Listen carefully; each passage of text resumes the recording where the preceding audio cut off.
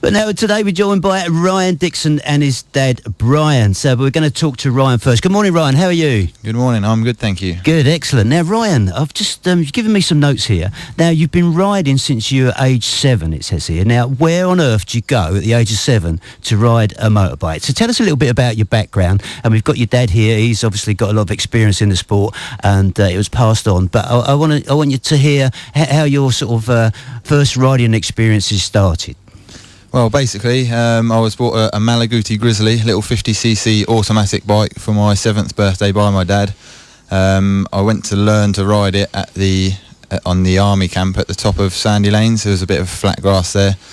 Very soon after my 7th birthday, that's when I learned to ride the bike, and then over the next sort of 5 or 6 years, progressed through a few bikes. There was a local motocross track in Harringe Lane in Sellinge, and another one at Sittingbourne that we used to go to every sort of few weeks. Okay. And it all started there. It all started there. So, Bryan, let's bring you in now.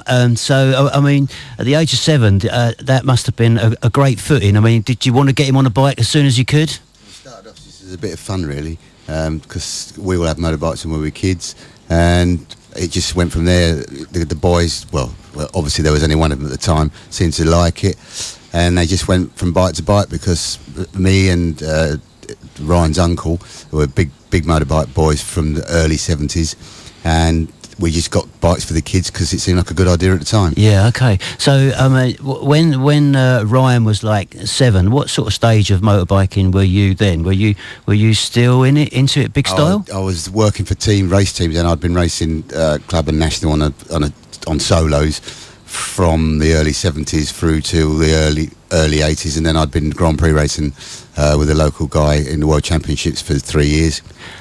And then we had a big crash at the TT anyway, which ended it. And from then on, I was just working with teams, starting off mainly with Ryan's uncle, who became obviously I don't know if you know, but a European and a multiple world champion. So Ryan's uncle, was that your brother? No, he's just my first ever friend from the motorcycle business. Okay, but that's Darren, isn't it? Yeah, it's Darren. That's Darren, right. So, yeah, I mean, I moved to Folkestone in the early 80s, and as I said, hold my hand up, I didn't know much about motorsport at all. In them days, there was no social media. But this name, Darren Dixon, kept popping up on the back pages all the time. And I thought, how great it is. I did start reading about it because, I mean, his career. Tell us just a little bit about Darren. When we all started racing together when we were young, and it appeared that he was clearly a cut above at most people, especially locally. And he just went from strength to strength, from 250cc racing right through to 500cc racing, and winning a British championship in that. And then we went to sidecar racing. He won a European championship, and then ended up winning 2 world championships, and then retired. But I worked with him from the start of his. When I retired, I worked with him doing all his bikes for 6 or 7 years. So yeah, it's just a long term thing. And then obviously the boys came along, and here we are now today. Passed it on, yeah. Sidecar racing. This is a fascinating thing because I don't seem to see so much of sidecar racing. Is it still as big as it was in those days? The British Championship is very, very big, but worldwide it's nowhere near as big as it used to be. There was a huge amount of continental riders, and 13 to 15 Grand Prix a year in the 70s and 80s, but it's not quite as bright as it was, but it seems to be coming back, put it that way. Okay, right. Now a quick word with you again, Ryan. So Ryan, you've got this fundraiser coming up. You've been riding since you're 7. What level, without getting too complicated now, can you still go higher up the ladder on the level that you're biking? Is there further for you to go? On the bike that I'm riding at the moment, no, basically.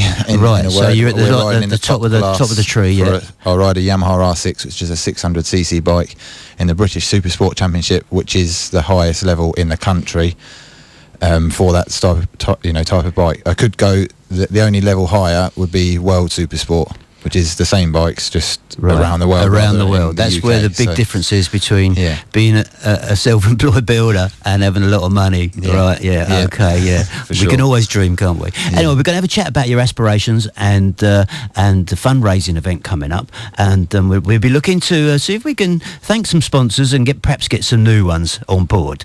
But for the moment, we're going to have a little bit of music. And it's a song from 1984, and I think everyone loves this. It's by Queen.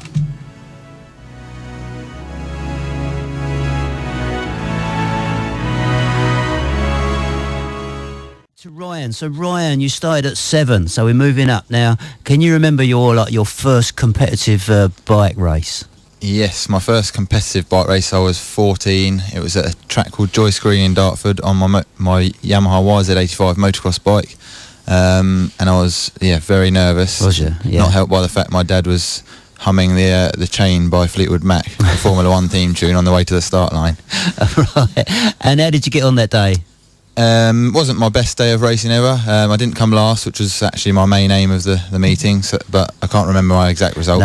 But you got through it, and you was one finished in one piece. So that's right. all good. I should think, Brian, that was the main thing really. It's just getting round the track, getting finished. Yeah, the competition is what we go for. Success is a bonus, so the whole thing's about just the enjoyment and being part of it. Great. Now, Ryan, okay, so you've moved on now. So first of all, let's get things in perspective. You're riding it in a top class of your category. But just for the listeners now, are you professional, or what do you do with yourself? What do you do for a living? No, not professional by any stretch of the imagination. I run my own team. I prepare the bike myself. I'm a builder during the week. Okay. A self-employed builder, which obviously allows me to have the time off. Right. But any time I have off means I'm losing money, so it's always constantly juggling, trying to earn money to go racing, but not lose too much at the same time when I'm going racing. Right, that's interesting. So you're virtually financing yourself, but you're looking for sponsors all the time to help you. Yeah. We've got a few sponsors. But always looking for more, you know. Yeah. Well, before we wrap up the show, sort of just about 10 to the hour, before we go off air, we're going to ask for sponsors, we're going to mention the sponsors, and we're going to talk about an event you've got coming up. But I want to get back to your career now. So, racing, dangerous sport. In your career as on the laps there, have you had any accidents? To be honest, I've been quite lucky. I've never had any really serious accidents. The worst one I've had was probably last year I think it was the start of September. I did a British supermoto race at Lyddon, just a one-off event because it was local. Ended up falling off and what they call dislocating the outside end of my collarbone. Right. It was more of a separation, which put me out for about 5 or 6 weeks, which was a bit annoying because I had a run of 5 weekends in a row, so I ended up missing. Did you miss all those races? Meetings, but plus the fact being self-employed, it was I had to go back to work before I could race, but we decided to not go back racing in case I fell off and did more damage. But right, yeah. Did that knock your confidence back a bit, or did you think let's get back on the bike as soon as possible? No, if it was my choice, I'd have been back on the bike 2 or 3 weeks later at the next British Supersport meeting. But we sat down as a family, and decided the best thing was to let it heal itself and go back when I was good and ready. But it didn't affect my confidence really. You can't afford to let it, because otherwise you'd never get anywhere. If every time you had a moment, you'd get nowhere. You'd never get back on the bike. Yeah. Okay, now Bryan, you just casually mentioned that we were talking about accidents. That you had, or you were involved in an accident on the track. Is that right? Yeah, it ended my career. I had a huge accident at the Isle of Man TT in 1987, which unfortunately completely finished me. I had 36 major fractures. Did you? And one arm doesn't work, and my right leg's quite bad. But lucky lad, still here. So that's the paybacks. Okay, so that's one way of looking at it, really, isn't it? That you're still around and still passing your knowledge on to the rest of the family. Now, Isle of Man TT, that's a favourite. I've seen them getting on the pictures of them. This is just the fans packing the bikes onto the boats, and it's like a domino effect. If you push one over, they all go. Now, the Isle of Man, what is it about the Isle of Man? I mean, the tradition goes back that you can, they sort of shut the island off to the. Just tell me a little bit about the Isle of Man TT. It's the biggest closed road motorcycle race in the world, and has been, probably will be forever. It's 37 3/4 miles of everything from hairpins to hills to open bits to through villages. It's just a huge spectacle. The bikes just go so fast in places where you can't really believe it, and it's just one of the things that, although it's very dangerous, there's nothing like it in the world, and that's why it has the following it has. So yeah, exactly. So I mean, you get bikers coming from all over the world to join? Oh yeah, everywhere. A huge amount of Europeans, Germans, Americans, Australians. Yeah, it's just a massive mecca for motorcycles. When you go to the seafront, you've never seen motorcycles like it. Yeah. Thousands of them. And is there anywhere else in the world that you know of that shuts the place, the landscape off to? Yeah, there's a lot, not so much now, but there has been in the past a lot of European circuits in Belgium, France, Holland, where they have road circuits, but they're nowhere near as long, and consequently not as popular with fans. I mean, up until 1976, the World Championship, the British Grand Prix, was the Isle of Man TT, which is why it has such a huge following. But yeah, there are other closed road circuits, and in Australia and New Zealand. Yeah, right. So Ryan, have you ever done anything like that at the Isle of Man? I've not done the Isle of Man. It's something I would like to do in the future, but it's somewhere you can't just turn up and, as Dad says, it was 37.75 of a mile a lap. There's a lot to learn. Yeah. Need to do a bit of research, but it is something I'd like to have a go at one day. Yeah. Right. The closest I've done to it is Aberdare Park in Wales, which is a small park race inside a park, which is on a sort of much smaller level, but it is a road race. So the racing that you do is predominantly on the track. What are the sort of biggest and best tracks you've ridden at? For me, my favourite, there's three that I can never choose between when people ask me the question. The top three for me are the Grand Prix circuit at Brands Hatch, the long one, Snetterton 300 in Norfolk, and Alton Park in Cheshire. Right. Yeah, they've got to be my three favourites. Are they? Yeah. And I mean, if you've got a bike and you need, if you like, to give it a run out, you've just rebuilt it or wherever. I mean, where'd you go? Do you have to book some time at one of these circuits or at Lyddon even? Yeah, it's difficult. There are lots of track days to do at all the circuits around the country, but obviously fitting it in time wise, it's extra money out of the racing budget. But basically, you have to just book a track day. I've been to Lyddon. Yeah. Brands Hatch is the next close one, which is quite a popular one. So Brands Hatch brings back nightmares for me because predominantly I've been a runner most of my life, and I've actually run around the circuit at Brands Hatch, the long circuit, and they made it so that the finish, it was a 10k race, they made it so that the finish was at right on the grandstand there, so which meant that we had to go up that first hill. I don't know what they call it, you might know, as to clockwise, that first one that's so steep, and it's like twice as steep as the Road of Remembrance, and it's on a camber. And I thought, oh my god, it was amazing. But then you get out and you go right out on the loop. Yeah, it's fantastic. So that's my memories of the fastest I've ever been round Brands Hatch. Okay, we're going to play a bit of music now. We're going to come back, do a bit more sport, and this is just, I love this because it's something that I'm learning this morning all about the world of motorbike racing.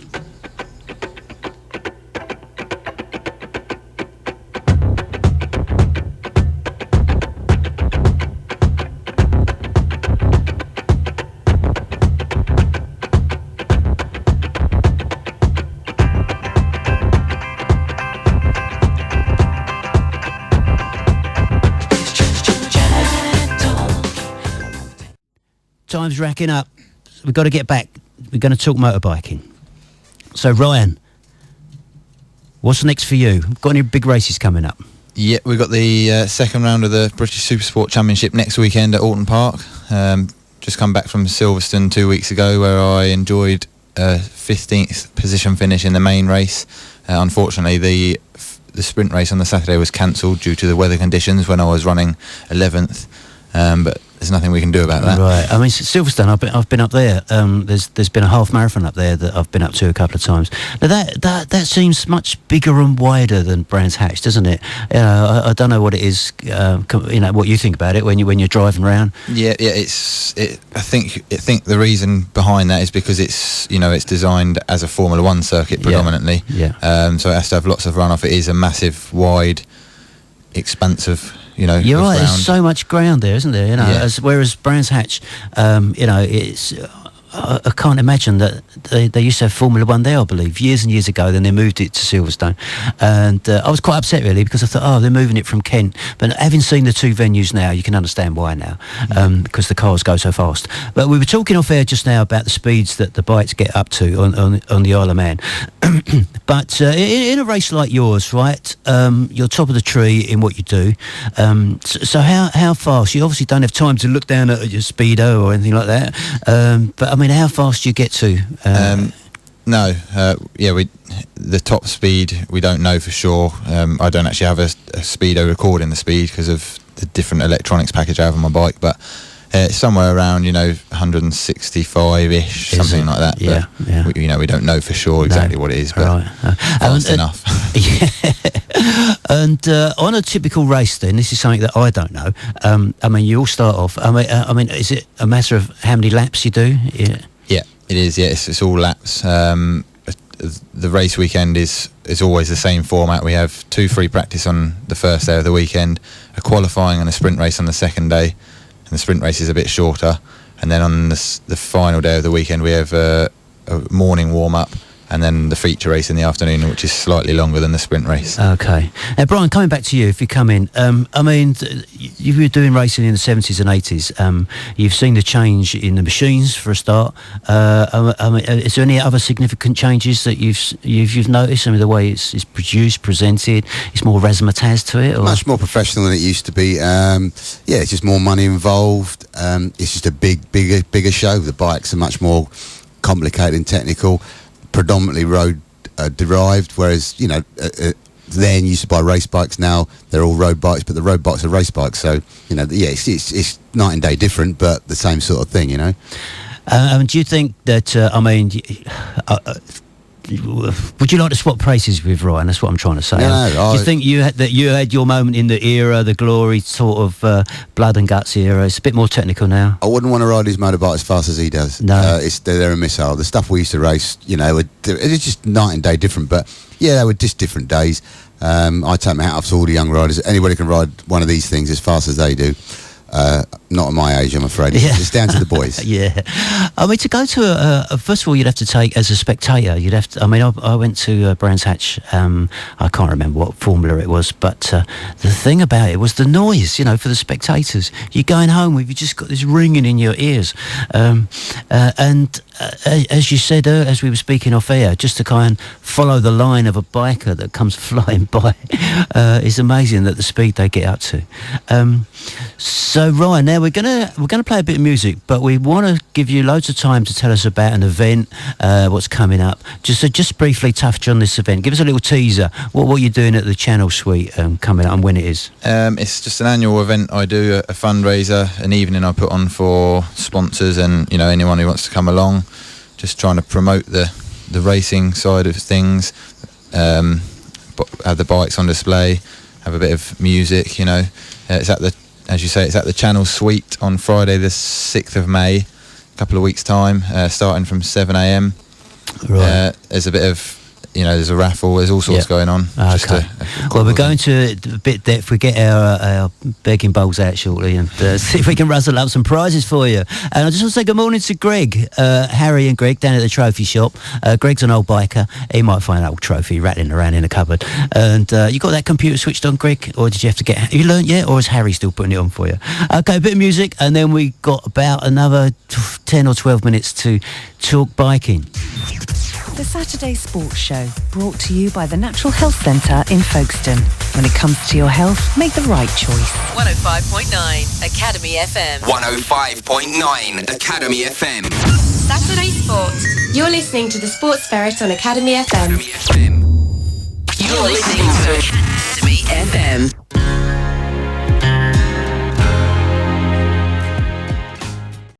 Okay, as we said, self-employed builder.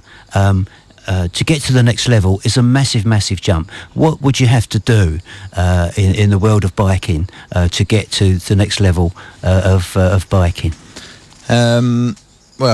Basically, money is a very big factor in today's racing world. Obviously, you've got to produce the results. I could go and buy my way, buy a ride into one of the big teams in my championship, but we're looking at sort of for the top one of the top teams, probably £60,000 for a ride for the year. £60,000 you would have to pay to a team. You to ride their bike. Wow, that's amazing, isn't it? Yeah. So and then so you would ride for a team. You would pay for the benefit. But what would happen after that? Would they have to offer you a ride or a contract of some sort? They don't have to, but obviously being on a better bike, a top team's bike, you should hopefully reflect in your results. If you then start producing good results, finishing the top 5, regularly, challenging maybe even for the championship, your name starts to get about between all the teams in the paddock, and you'd like to think that you'd get offered a free ride, possibly even a paid ride if you're really, really outstanding. Right. Okay. Yeah.